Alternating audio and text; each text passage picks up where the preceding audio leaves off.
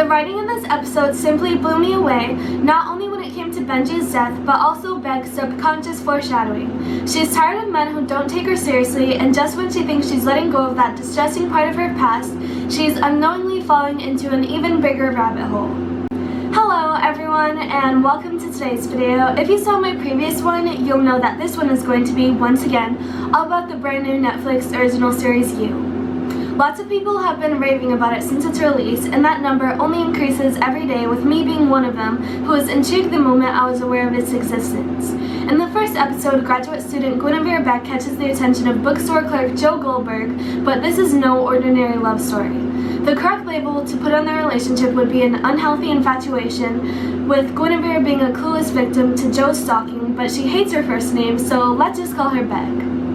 Beck is clearly in a terrifying situation, which I'm sure anyone would agree with me on, but the lengths her stalker is willing to go just to have a relationship with her, an attractive young woman whose intentions when meeting him were to simply pick out a book, are simply astonishing. If you don't believe me when I say that now, well, you will by the end of this video, because I'm about to tell you what happens in episode 2 and what I have to say about it. With her on-again, off-again boyfriend Benji out of the way, Beck agrees to go on a date with Joe, and it's all I can think about from the moment he closes his eyes at night to the moment he opens them the next morning. He exhibits the same behaviors of a teenage girl anticipating her first kiss with a cute boy, except he's a man in his 20s or 30s, and he's on the way to winning the heart of a woman who has no clue how dangerous of a person he really is. It's obvious that he believes he was wrongfully hurt in the past, but as far as I can see, his former flame was right to ghost him. Anyone in their right mind wants to be in a relationship where they can get to know that person at the same pace that person is getting to know them. That's how you develop a relationship with someone in the first place, getting to know your similarities and differences and still falling in love with them, and the last of those differences should be that one has a life and one doesn't, which is the case for this yet-to-be official couple. If there's anything this show has taught me leading up to this point, that has definitely got to be it. Despite the fact that he's supposed to be seeing Beck later on in the day, Joe still feels the need to follow her around at the beginning of it, so he stands outside of her apartment and in the hallway of her college campus like the creep he is, as she does what she needs to get done to further her success in life. If what Joe wants to be successful at in life is being a serial killer, well, I guess he's doing that too, because he pays a visit to Benji, who is basically the pet he's been hiding in his basement since episode 1, letting us know he survived the attack that he suffered. Still, he's looking pretty rough in the aftermath, with blood seeping through his naturally blonde hair, partially dyeing it a deep shade of red. His response to this situation is expected because upon seeing Joe, his instinct is to ask just what this person he's never been seen before thinks he's doing.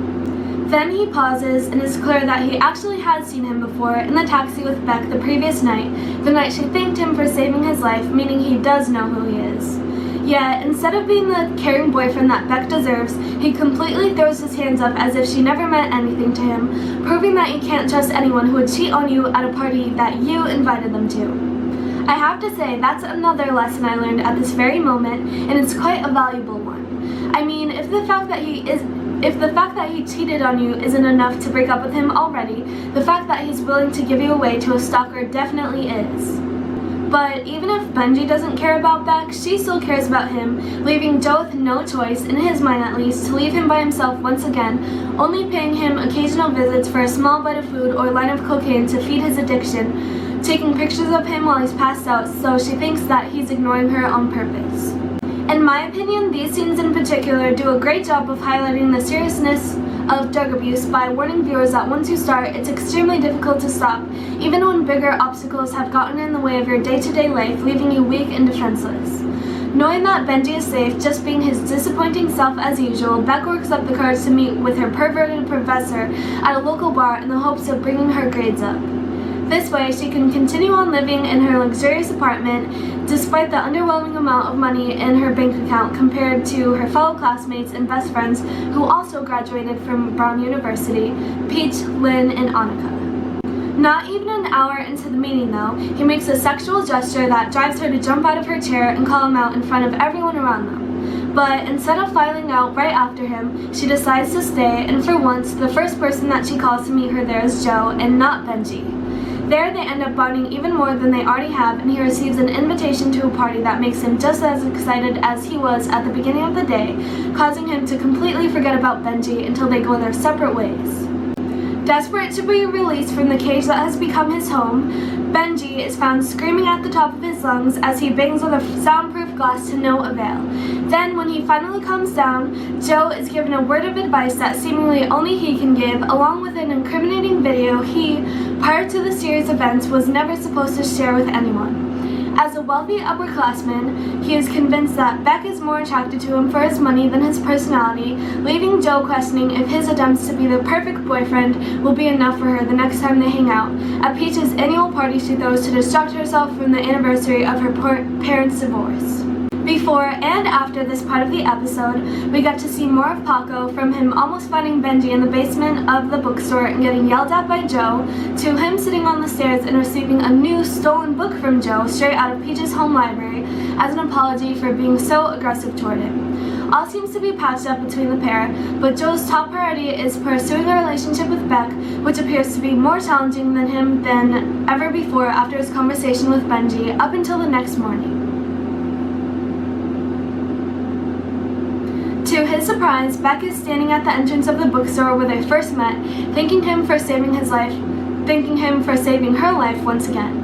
No, she wasn't almost struck by a train for the second time in under a month, but almost forced to leave her apartment until she defended herself against her professor, rewarding him with a passionate kiss that gives him all the proof he needs that she is not the gold digger Benji claims she is. Yes, it's sweet of him to see the good in her, but in no way does that excuse all the messed up stunts he's already pulled and continues to pull to lure her further and further into his trap.